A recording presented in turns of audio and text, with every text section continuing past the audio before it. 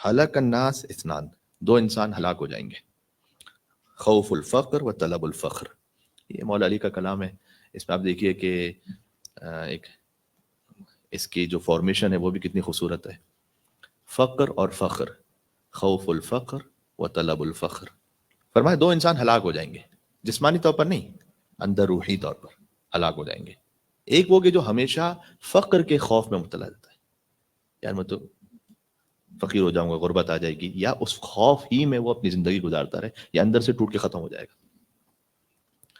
اسی خاطر لوگ حج پہ نہیں جاتے، واجب ہو جاتا ہے حج نہیں جاتے، خمس نہیں دیتے، مالی واجبات ادا نہیں کرتے، صلہ رحمی نہیں کرتے. کیوں نہیں کرتے ہیں؟ کہ فقر کا خوف ہے نا، اور کیا ہے. تو فقر کا جسے خوف ہے وہ ہلاک ہو جائے گا. اور جسے طلب الفخر، جسے ہر طرف سے کہیں سے اپنی بڑائی سمیٹنی ہے، اسی طلب میں رہتا ہے، یہ بھی ہلاک ہو جائے گا. اس لیے کہ ہمیشہ یہ ہو نہیں پائے گا کہ لوگ ہمیشہ ہی اس کے لیے کوئی نہ کوئی تعریفیں کرتے رہے اور اہتمام کرتے رہے، تو نہیں ہوگا، تو ہلاک ہو جائے گا. اندر سے وہ روحی ذہنی طور پر وہ سٹیبل نہیں رہے گا. تو امام علیہ السلام نے کہا کہ یہ دو انسان ہیں کہ جو ہلاک ہو جاتے ہیں اس لیے کہ وہ کوئی فخر کے خوف میں ہوتا ہے، کوئی فخر کی طلب میں ہوتا ہے.